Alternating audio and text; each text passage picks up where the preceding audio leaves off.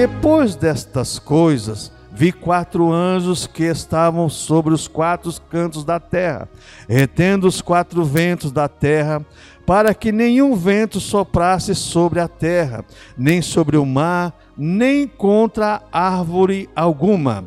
E vi outro anjo subir da banda do sol nascente, e que tinha o selo do Deus vivo, e clamou com grande voz aos 4 anjos, a quem fora dado o poder de danificar a terra e o mar, dizendo: não danifiqueis a terra, nem o mar, nem as árvores, até que hajamos assinalado na testa os servos do nosso Deus.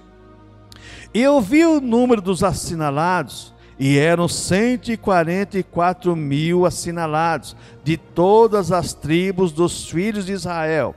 Da tribo de Judá havia 12.000 assinalados, da tribo de Ruben 12.000, da tribo de Gade 12.000, da tribo de Azer 12.000, da tribo de Naphtali 12.000, da tribo de Manassés 12.000, da tribo de Simeão 12.000, da tribo de Levi 12.000, da tribo de Issacar 12.000, da tribo de Zebulon 12.000, e da tribo de José 12.000, e da tribo de Benjamim 12.000.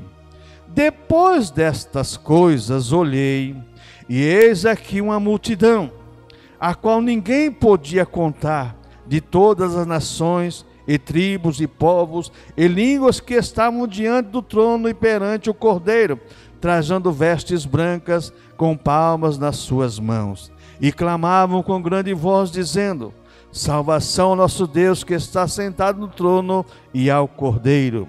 E todos os anjos estavam ao redor do trono, e os anciãos, e os 4 animais, e prostraram-se diante do trono, sobre o seu rosto, e adoraram a Deus, dizendo: amém.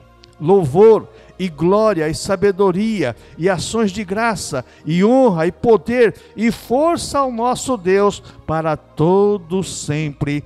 Amém.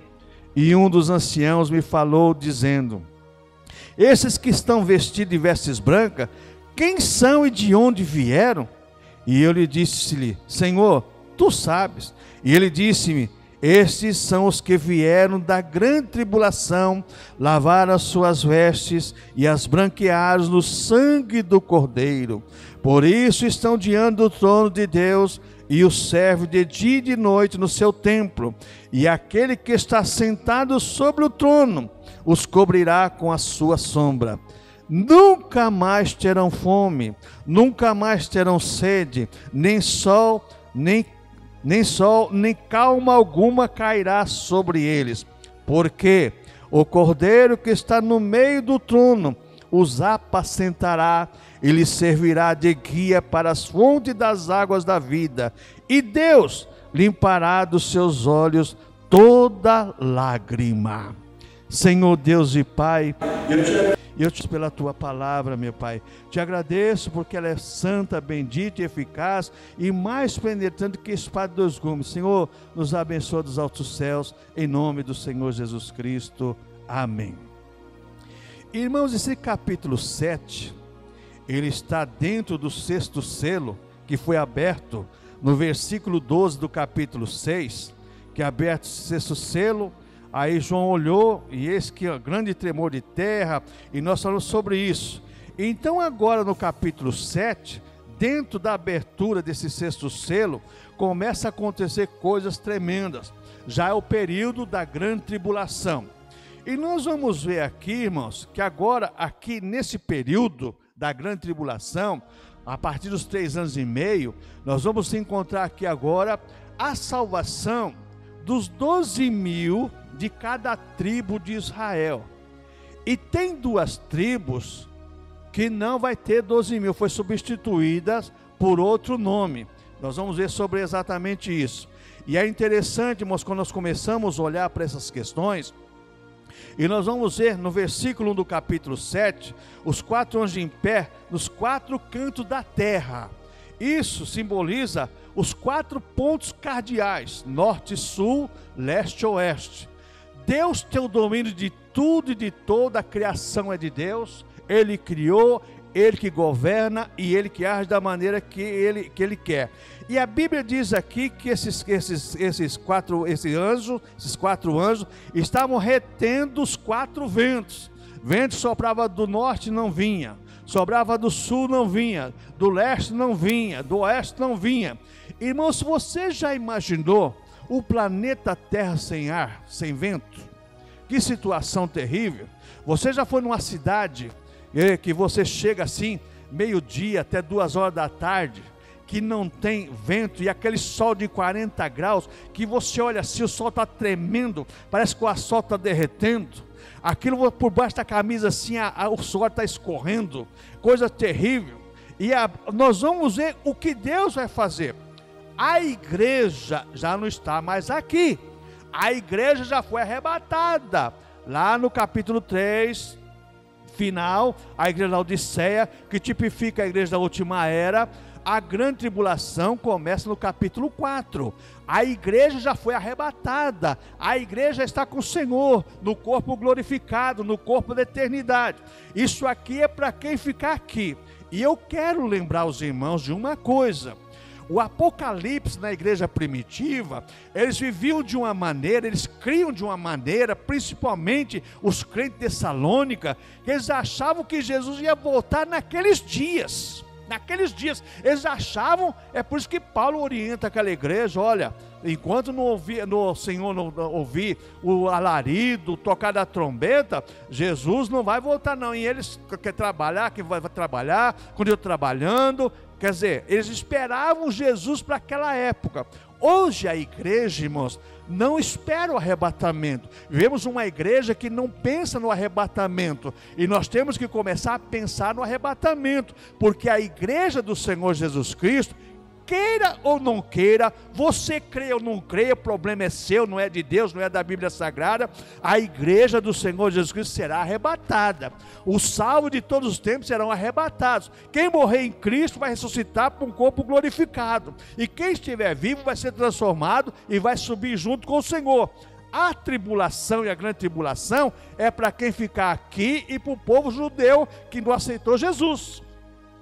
Então nós vemos aqui agora esses anjos, esses selos, e você vai ver aqui agora que nenhum vento, os 4 cantos da terra, os anjos cercaram o vento, podemos dizer assim, nenhum vento sobre a terra, tudo sem soprar o vento.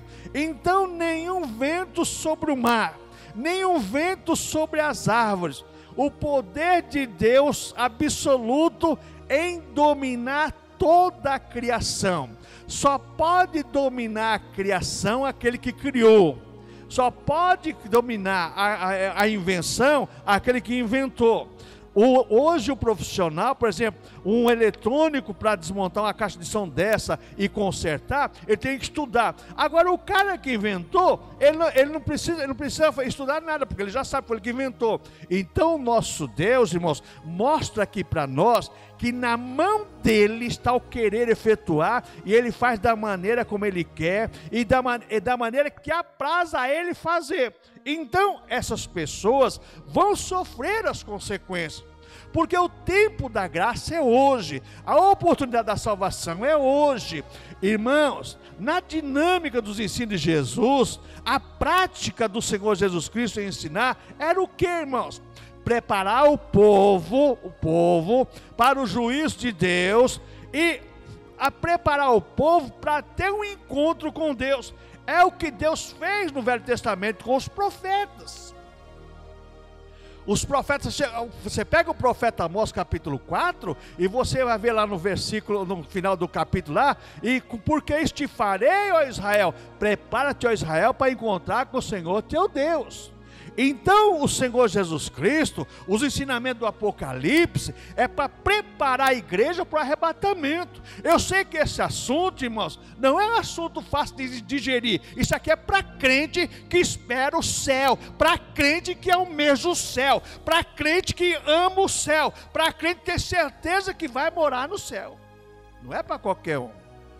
Não é para qualquer um, é para as pessoas que almejam e desejam ir para o céu. Porque o Apocalipse, irmãos, é complicado para muita gente.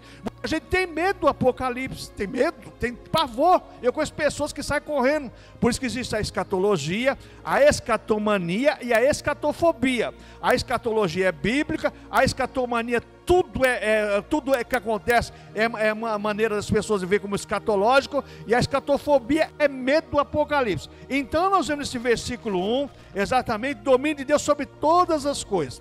Agora no versículo 2, versículo 3, você vai ver aqui: e vi outro anjo subir da banda do sol nascente, que tinha o selo do Deus vivo, e clamou com grande voz aos 4 anjos, a quem fora dado o poder de danificar a terra e o mar, dizendo: não danifiqueis a terra, nem o mar, nem as árvores, até que hajamos assinalado na testa os servos do nosso Deus. João viu outro anjo subir da banda do sol nascente. Esse anjo tem nas suas mãos o selo do Deus vivo. Versículo 2. Esse anjo tinha na sua mão o selo do Deus vivo.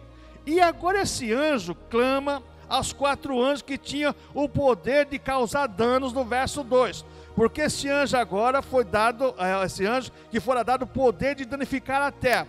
Esse anjo que tem o selo do Deus clama aos anjos que é para danificar a terra, pede ajuda para assinalar na testa os servos de Deus.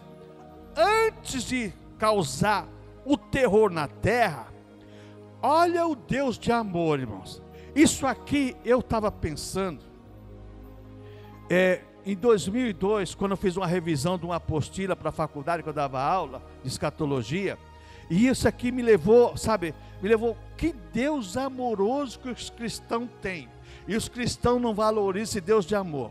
Olha só, esse anjo que tem o selo de Deus, clama aos anjos que tem o poder para danificar a terra, para acabar com tudo, dizendo: não danifiqueis a terra, verso 3, nem o mar, nem as árvores, até que hajamos assinalado na testa o servo do nosso Deus. Ele pede ajuda para assinalar na testa os servos de Deus. Por quê? Para eles serem salvos na grande tribulação. É por isso que o anjo vai perguntar para João: olha, você sabe que as pessoas que vêm, essas que estão vestidas de branco aí, que lavaram suas vestiduras sangue do cordeiro? Não, tu sabes, Senhor. Esses foram aqueles que passaram pela grande tribulação. Então nosso Deus, irmãos, é um Deus de amor. É um Deus que nos amou para nos salvar e nos ama para preservar a nossa salvação. Porque se não fosse o grande amor de Deus, irmãos, ninguém se salvaria. Ninguém se salvaria. Mas é o grande amor de Deus. Deus, olha, irmãos, o ser humano faz coisa errada, e Deus perdoa, e Deus dá oportunidade para essas pessoas se salvar. Então você vai ver agora aqui, a partir do versículo 4 ao versículo 8 agora, você vai ver agora os 144 mil selados agora, por esses anjos aí, que tinha exatamente o poder para danificar a terra, e o anjo que tinha o selo de Deus. Alguns historiadores ou alguns escatologistas, eles entram em alguns debates, diz que esse anjo tem o selo, é Jesus Cristo, que batiza com o Espírito Santo, mas aqui na grande tribulação, o Espírito Santo, meu irmão, vai estar agindo de que maneira? Somente depois das pessoas forem salvas pelo sangue do Cordeiro. Então toma muito cuidado, que você vai ler e vai ouvir um monte de baboseira. Cuidado com isso aí. Olha o versículo 4 agora. E eu vi o número dos assinalados, e eram de 144 mil assinalados, de todas as tribos dos filhos de Israel. Da tribo de Judá havia 12 mil assinalados, da tribo de Ruben, da tribo de Gade, da tribo de Azer, da tribo de Naftali, da tribo de Manassés, da tribo de Simeão, da tribo de Levi, da tribo de Sacar, da tribo de Zebulon, da tribo de José e da tribo de Benjamim. Então veja bem, você vai encontrar aí agora esses 144 mil selados, que não são os testemunhos de Jeová, são judeus, 12 mil de cada um dessas tribos. Por que isso, irmãos? Porque esses 12 mil, quando você pega, estudar escatologia, e você vai lá em Ezequiel, e você vai em Daniel, e você vai em Zacarias, e você vai nos profetas, e você vai ver que esses 144 mil judeus, eles vão pregar o evangelho de Cristo, porque eles vão reconhecer Jesus Cristo como Salvador, o Jesus Cristo como Todo-Poderoso, e eles vão pregar esse evangelho de Cristo para as pessoas que estão ali por volta deles e em todo o mundo. Aqui diz uma coisa: da tribo de Judá, você vai ver aí, ó, da tribo de Ruben, Gad, Azer. Agora eu pergunto para você: aonde estão as tribos de Dan e Efraim? Não está aqui. Procure na sua Bíblia. Não está. Quem herdou a Canaã terrena tinha as duas tribos, a tribo de Dan e a tribo de Efraim. Agora você não encontra. Quando você começa a estudar escatologia sem ideologia, escatologia sem ideologia, arminiana, ou calvinista, ou dispensacionalista, ou futurista, você vai observar, irmãos, que isso tudo leva a crer que esses nomes estão ausentes devido à constante idolatria que essas duas tribos viveram em Israel no passado, no Israel tribal. A tribo de Dan e a tribo de Efraim foram duas tribos que sempre viviam em idolatria. E a Bíblia fala em Apocalipse que o idólatra não herdará o reino dos céus, nem o feiticeiro. Dan e Efraim faziam tudo isso. Você vai ver o Senhor chamando a atenção de Efraim, desde o profeta Oséias até os últimos profetas. Efraim está arriscado dessa herança, desse resgate, para fazer alguma coisa para Deus. Esses 12 mil de Efraim está substituído por José. E a tribo de Dan? Aqui, cadê a tribo de Dan? Foi substituída por quem? Benjamim. Veja bem, Levi, ele herdou terra lá em Canaã. A tribo de Levi não herdou. Mas presta atenção aqui, ó. Da tribo de Judá, da tribo de Ruben, da tribo de Gade, da tribo de Azer, da tribo de Naftali, da tribo de Manassés, de Simeão e da tribo de Levi, 12 mil. Por que Levi entra no lugar de Dan? Porque Levi, a tribo de Levi, teve alguns apóstolos e idólatras, teve, mas não foi generalizado. Agora eu quero dizer uma coisa para você: daqui para frente no Apocalipse, o couro vai comer contra a idolatria, porque se tem uma coisa que fere Deus, todo pecado fere a santidade de Deus, mas se tem um pecado que fere a santidade de Deus, é a idolatria. A idolatria, por isso que os mandamentos, os 10 mandamentos, deixa bem claro: ó Israel, eu sou o Senhor teu Deus, olha, eu sou o único Deus, o Deus verdadeiro, não vai fazer para vocês mais escultura, nem o que está no céu, nem o que está na terra, nem de homem, nem dos animais, vocês não podem fazer nada disso. Infelizmente, irmãos, o homem, o ser humano, ele faz de tudo para se tornar idólatra.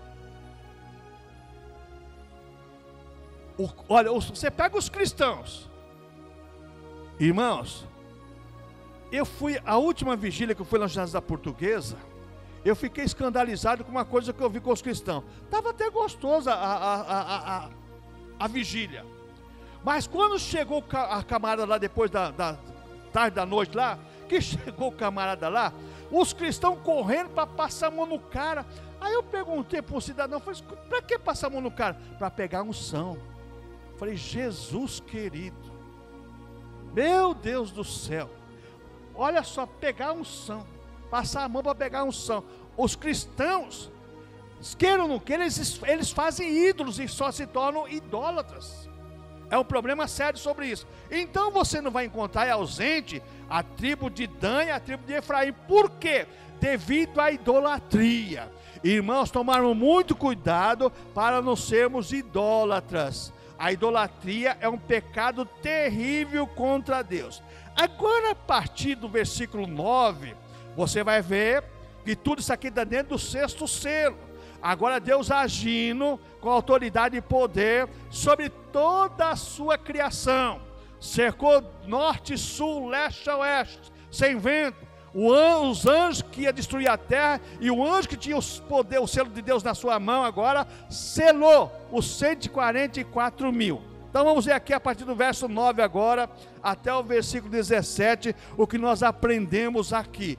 Irmãos, isso aqui é para nós aprendermos, para nós estar focado na nossa mente. Nós já estamos com o Senhor no corpo glorificado, já estamos salvos disso, mas isso aqui é uma prevenção. É uma prevenção para nós garantirmos nossa salvação, zelarmos pela nossa salvação.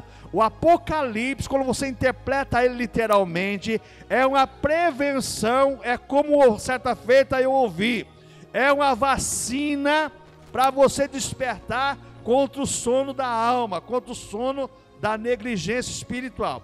Verso 9 a seguir. Depois dessas coisas, olhei, e eis aqui uma multidão, a qual ninguém podia contar, de todas as nações e tribos e povos e línguas, que estavam diante do trono e perante o Cordeiro, trajando vestes brancas, com palmas nas suas mãos, e clamavam com grande voz, dizendo: salvação nosso Deus, que está sentado no trono, e ao Cordeiro. E todos os anjos que estavam ao redor do trono, e dos anciãos, e dos 4 animais, e prostraram-se diante do trono sobre o seu rosto, e adoraram a Deus, dizendo: amém, louvor e glória e sabedoria, ações de graças, e honra, e poder e força ao nosso Deus, para todo sempre, amém. Veja bem, versículo 13, e um dos anciãos me falou, dizendo: estes que aqui estão vestidos de vestes brancas, quem são, de onde vieram? E eu lhe disse: Senhor, tu sabes. E ele disse-me: esses são os que vieram da grande tribulação, lavaram as suas vestes, as branquearam no sangue do Cordeiro. Por isso estão diante do trono de Deus, e o servem de dia e de noite no seu templo. E aquele que está sentado sobre o trono os cobrirá com a sua sombra. Nunca mais terão fome, nunca mais terão sede, nem o sol, nem calma alguma cairá sobre eles. Por quê?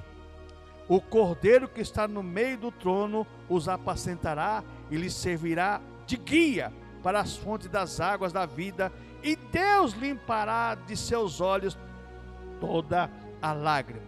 Agora a visão dos mártires. Olha só, a grande multidão das nações e tribos e povos e línguas foram salvos mediante a fé em Cristo e o seu sacrifício vicário. Os desviados que ficaram no arrebatamento, e aqueles que vão ouvir a mensagem dos 144 mil judeus, e aqueles que também se aliarem aos desviados, que não vão se marcar pela besta, esses vão sofrer as consequências. Hoje você não faz nada para ser salvo, só aceita Jesus e vive nos seus mandamentos. Agora, depois do arrebatamento da igreja, é vida para ter vida. Você entrega a sua vida, você tem que morrer por Cristo para você ser salvo em Cristo. Então agora eles foram salvos mediante a fé em Cristo e em seu sacrifício. Só que tem uma coisa: hoje a fé em Cristo, você tem o auxílio do Espírito Santo, você tem a palavra. Nessa época você tem perseguição, nessa época você tem o anticristo, o falso profeta, você tem a besta, tem tudo contra você, a multidão contra você. Então hoje nós temos facilidade. Nessa época será uma época difícil, época de sangue, de clamor, uma época em que as pessoas estarão sofrendo para serem salvas, dando a sua vida para adquirir salvação. Essa multidão darão suas vidas para poderem serem salvos da grande tribulação. Olha o versículo 14 que diz aqui: e eu disse: Senhor, tu sabes. E ele disse-me: esses são os que vieram da grande tribulação, lavaram as suas vestes, branquearam no sangue do Cordeiro. Por que não aceita hoje? As pessoas hoje ouvem a mensagem do Evangelho e zombam até dos cristãos. As pessoas ouvem a mensagem do Evangelho dentro da igreja, se diz cristão, mas não se converte a Deus, não nasce de novo, não tem uma experiência com Deus. Essa época aqui, a pessoa vai chorar lágrimas de sangue, vai ser terrível, irmãos. Então o Apocalipse é uma vacina para nós, zelar pela nossa salvação. Século XVI tinha um homem de Deus que dizia assim, salvação é regada com lágrimas e adubada com oração, é gemendo e chorando, mas você prosseguindo, é gemendo e chorando e você prosseguindo. Domingo eu vou contar um testemunho aqui, na Santa Ceia, que aconteceu comigo esse mês passado. O sonho diabólico que eu tive, e eu acordei, minha esposa acordei, os vizinhos, acordei todo mundo gritando. Você vai ver só como é terrível você começar a se aprofundar nas coisas espirituais de Deus. Irmãos, e eu não entendi o sonho e estou quieto, estava até quieto semana passada, pedindo a Deus interpretação. A semana passada Deus me deu interpretação. Deus fez eu voltar em 1986, quando Deus me deu uma profecia, e esse sonho eu tive para lembrar daquela profecia. Para lembrar daquela profecia. Só Deus para ter misericórdia da igreja, irmãos. As pessoas, irmãos, às vezes Deus fala conosco hoje, e o mês que vem você não lembra mais nada. É complicado, toma muito cuidado com isso. Olha só que vamos aprendendo aqui. Então no versículo 9, você vai ver que as pessoas foram limpas pelo sangue do Cordeiro. Aí você vai ver aqui, que eles foram limpos pelo sangue do Cordeiro, e tinham cauda, veja bem, e tinham cauda, versículo 9, veja bem, tinham aqui, as coisas eu olhei e vi, contar, eles foram perante o Cordeiro, trazendo vestes brancas e com palmas nas suas mãos. Depois dessas coisas eu olhei, e eis aqui uma multidão na qual podia contar, ninguém podia contar, de todas as nações, tribos, povos, línguas que estavam diante do trono e do Cordeiro, trajando vestes brancas com palmas nas suas mãos. O que nós vemos isso aí? Eles foram limpos pelo sangue do Cordeiro. Quando nós aceitamos o Senhor Jesus Cristo, que o Espírito Santo passa o sangue de Cristo em nossa mente, diz Hebreus 9,14, purifica a nossa consciência das obras mortas, para servirmos ao Deus vivo. Jesus, pelo poder do seu sangue carmesim, seu sangue remidor, lava toda a nossa vestimenta espiritual suja e nos torna alvo, que ainda que seus pecados sejam como escarlate, ainda que seus pecados sejam pior do que qualquer coisa, eles se tornam brancos como a alva lã. Então o sangue de Cristo nos purifica de todo pecado, e foram limpos pelo precioso sangue do Cordeiro.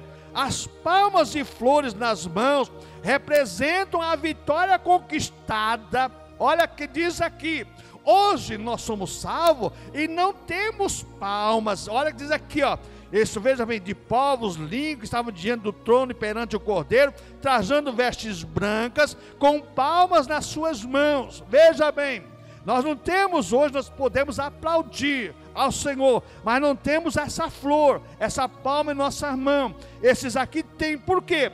Isso representa a vitória conquistada por eles. Eles conquistaram por crer, por perseverar, por estar firme. Isso nos ensina o seguinte: a salvação é um caminho de perseverança, é um caminho de conquista, é dia a dia, você perseverando, é você lutando com todas as suas forças. E então essas pessoas agora, esse salvo, o clamor desse salvo, no verso 10 agora, você vai ver que esse versículo 10 é um clamor de agradecimento pela vitória. Olha o versículo 10 aqui: e clamavam com grande voz, dizendo: salvação ao nosso Deus que está sentado no trono e ao Cordeiro. O que isso nos ensina? Esse agradecimento pela conquista, agradecimento pela vitória.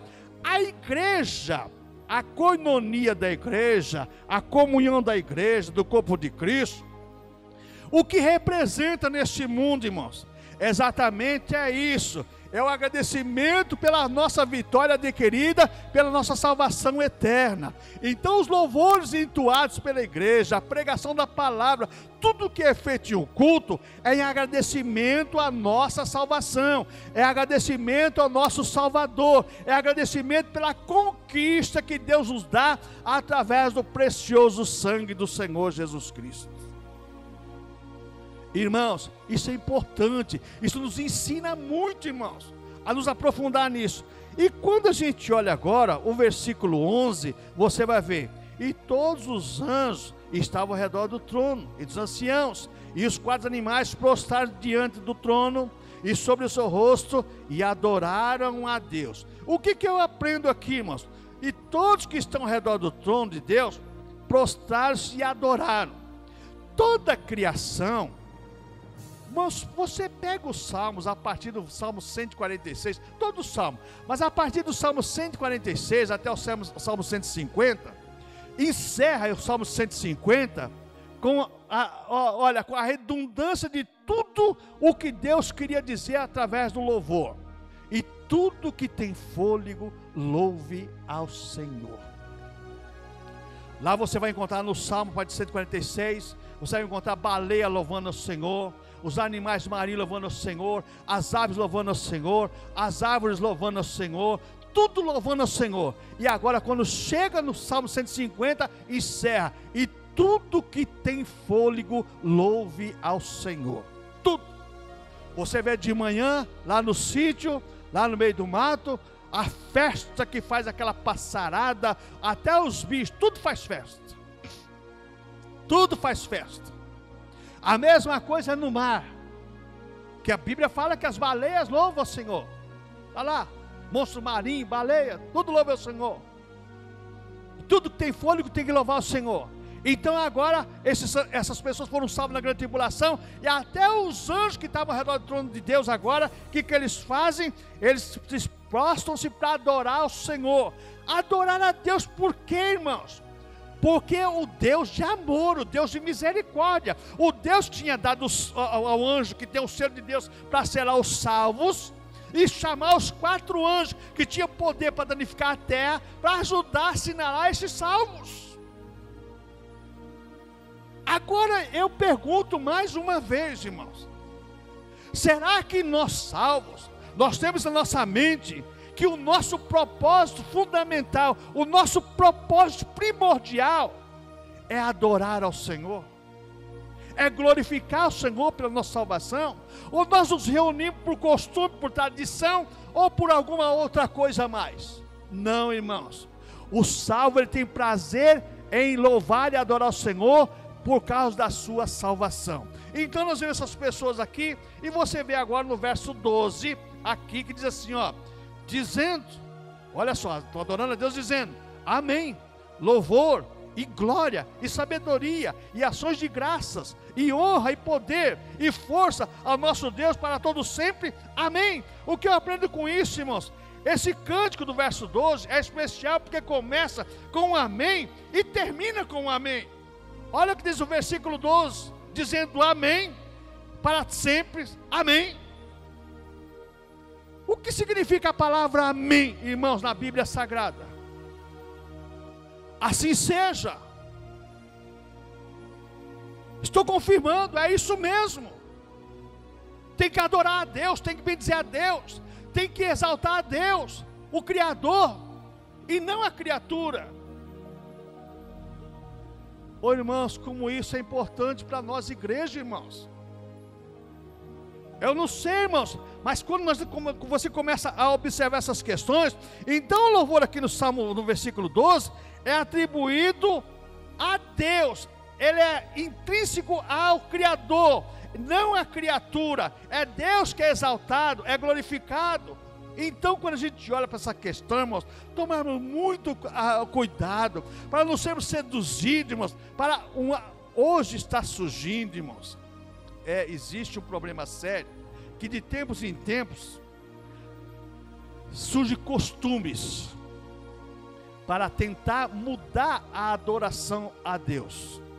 Irmãos, a adoração a Deus é estabelecida desde a eternidade. O primeiro homem que tentou mudar a adoração a Deus se deu mal, foi Caim.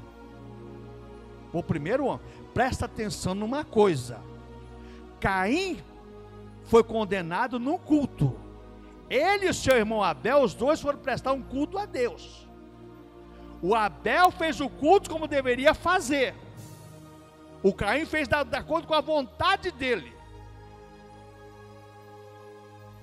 O culto que eu presto a Deus não é o culto da minha vontade, mas é o culto que é estabelecido por Deus.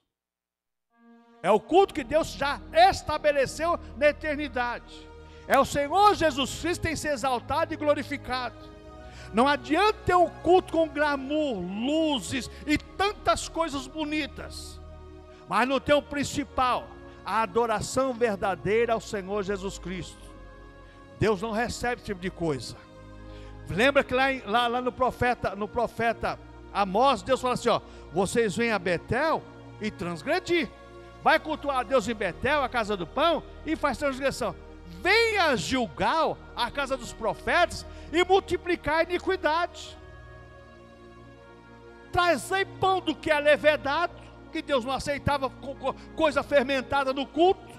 E as novidades, geralmente, é seduzida por Satanás, que ele coloca fermento nos louvores, na adoração, para o povo de Deus prestar um culto que Deus não recebe. Tomamos cuidado, irmãos. O nosso culto tem que ser original, verdadeiro, um culto simples. Agora, do versículo 13 ao versículo 17, você vai ver aqui. Prestou atenção nesse versículo 12 aí? Começa com amém e termina com amém. Assim seja, está confirmado, é isso mesmo, e ninguém pode mudar o que está escrito. Versículo 13: e um dos anciãos me falou dizendo: esses que estão vestidos de vestes brancas, quem são, de onde vieram? Agora você vai ver aqui a pergunta dos anciãos que estavam ao redor do trono ao apóstolo João. E o João vai dizer no verso 14: e eu lhe disse: tu sabe, eu não sei. Não tinha acontecido, era uma visão. O João agora fala: não sei. Quem são esses vestidos de veste branca? De onde vieram? Não sei. João não sabia. A resposta do apóstolo João ao Senhor: tu sabes. Aí agora você vai ver agora no versículo 14, a resposta do anjo do Senhor. Veja bem: e ele disse-me: esses são os que vieram da grande tribulação, lavaram as suas vestes, branquearam no sangue do Cordeiro. Então agora a resposta do ancião é os que vieram da grande tribulação, lavaram as suas vestes, branquearam no sangue do Cordeiro.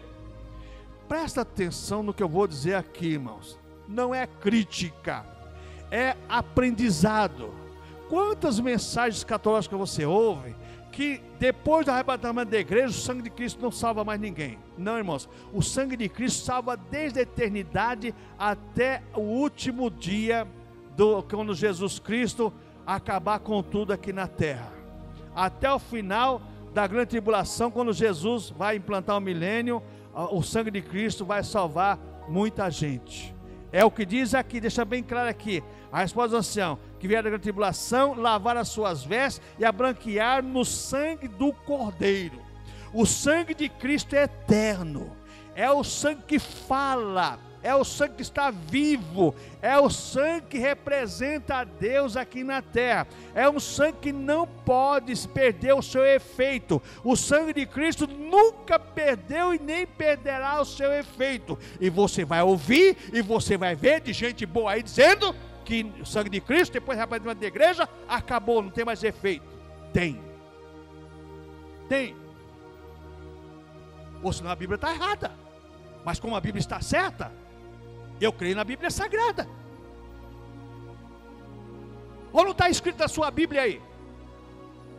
No versículo 14: lavaram as suas vestes e a branquearam aonde? No sangue do Cordeiro.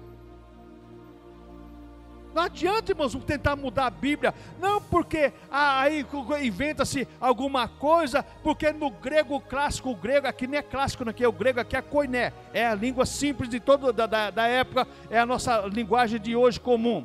Então lavaram as suas vestiduras no sangue do Cordeiro. Estão diante do trono de Deus, servindo a Deus, trabalhando para Deus. Versículo 15. Quem não gosta de trabalhar, irmãos, é bom não ir para o céu não. Não queria ir para o céu não. Versículo 15. Por isso estão diante do trono de Deus, e o servem de dia e de noite no seu tempo, e aquele que está sentado sobre o trono os cobrirá com a sua sombra. A Bíblia diz que essas pessoas agora estão diante do trono de Deus para servir a Deus. E a Bíblia diz em Apocalipse 22, que os seus servos o servirão lá na eternidade.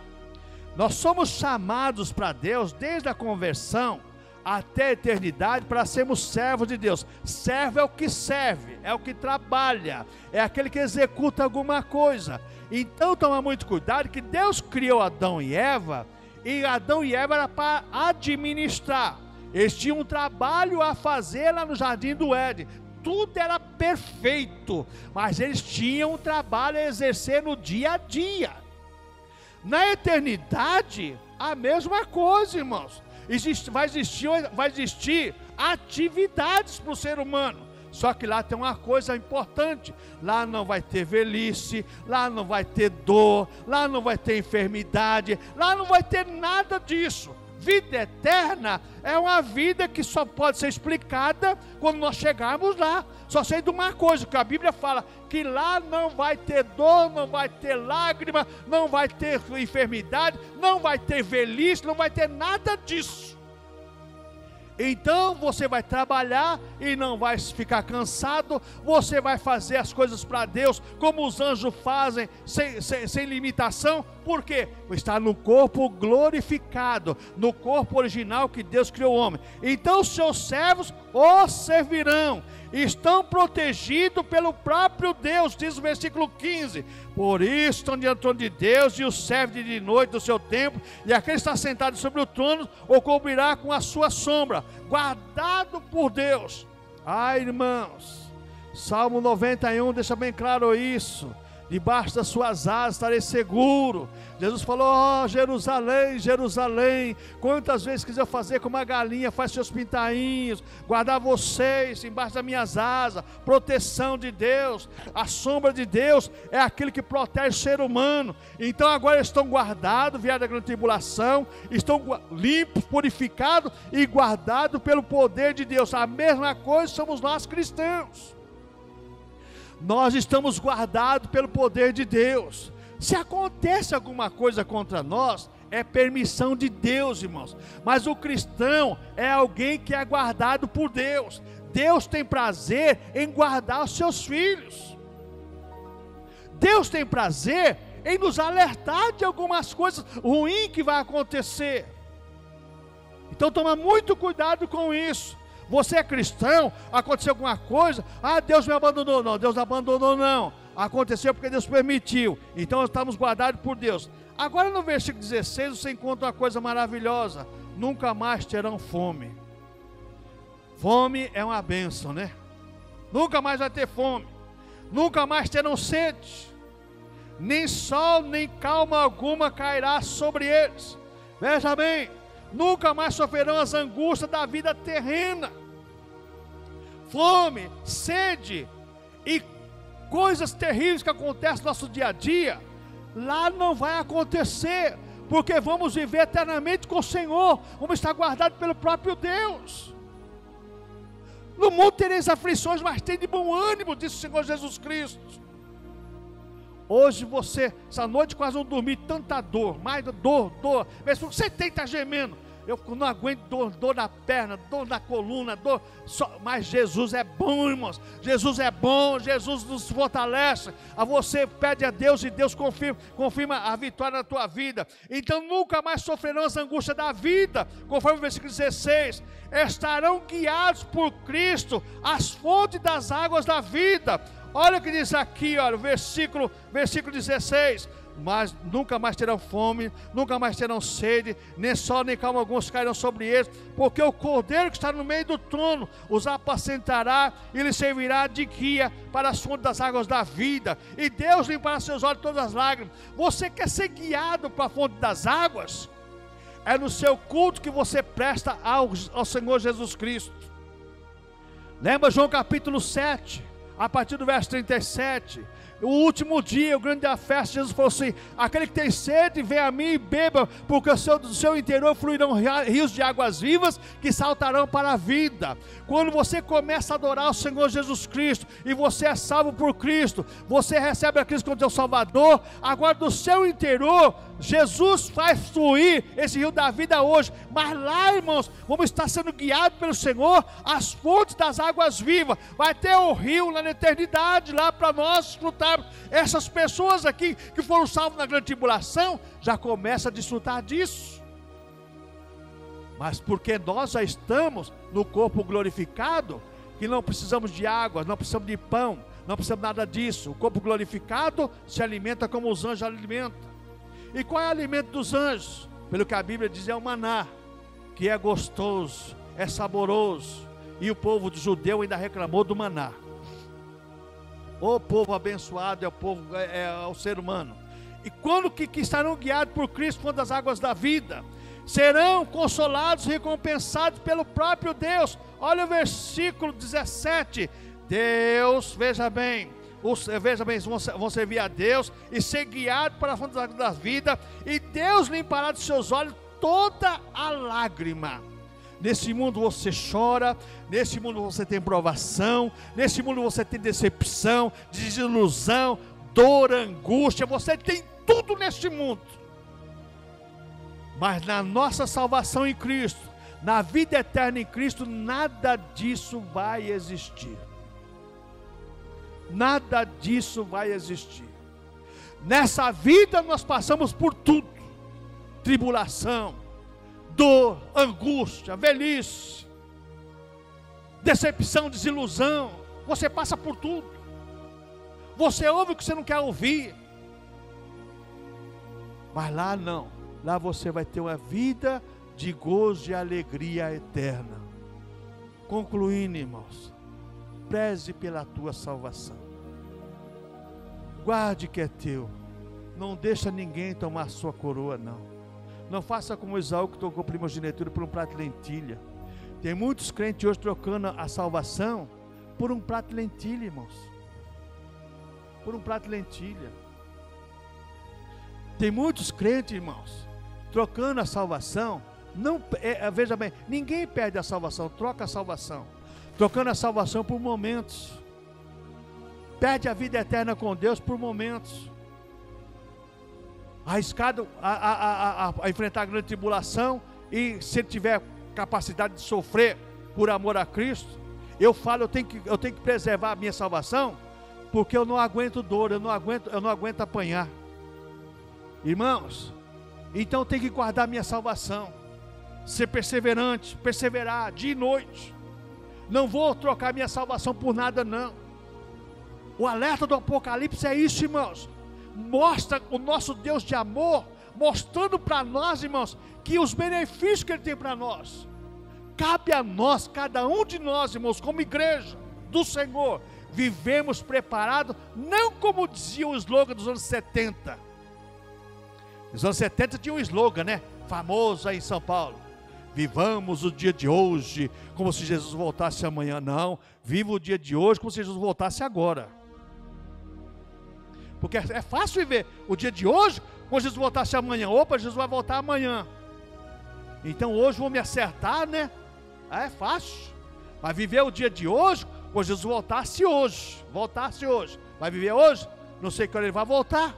Nos anos 70 tinha esse slogan aí, e era um slogan famoso, né? Vivamos o dia de hoje como Jesus voltasse amanhã. Não esqueço nunca essas frases que a gente cansava de ouvir. Irmãos, vivamos o dia de hoje como se Jesus voltasse agora.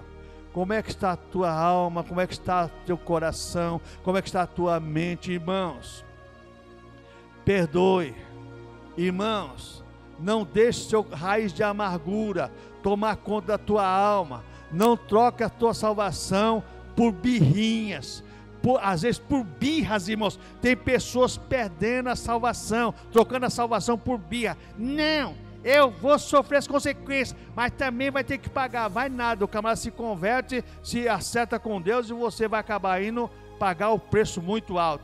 Cuidado com isso, irmãos. Jesus é maravilhoso, Deus é bom, mas a salvação está entregue em nossas mãos. Ninguém perde a salvação, mas troca a salvação por qualquer coisa. Tem crente trocando salvação por copo de cachaça, por crack, por maconha, por heroína, por prostituição, trocando por um monte de coisa aí. Você vê aí, cansei de ver aqui, você atendo bazar aí, uma benção aí. Você vê aí as pessoas aí: eu trabalhei 14 anos, mas não fui reconhecido pelo meu pastor, nunca me chamou para fazer um programa de rádio, eu voltei para a velha vida mesmo, porque não sou reconhecido. Ah, é? ficou bravo comigo, foi lá no outro ponto, sei lá, me xingar de lá para cá. Aí, porque você, amém, amém, glória a Deus. Por causa de meu pastor não me chamou para fazer programa de rádio, eu vou abandonar Jesus por causa disso? Ele que pega o programa de rádio dele, seja feliz. Eu vou seguir com o meu Jesus. Irmãos, trocando Jesus por causa de um programa de rádio, o cara ficou bravo comigo. Meu irmão, para com isso, irmãos. Pessoas trocando a salvação por coisas insignificantes. Porque fulano falou, porque ciclano disse. Irmãos, que eu não perca a minha salvação. Amém, irmãos?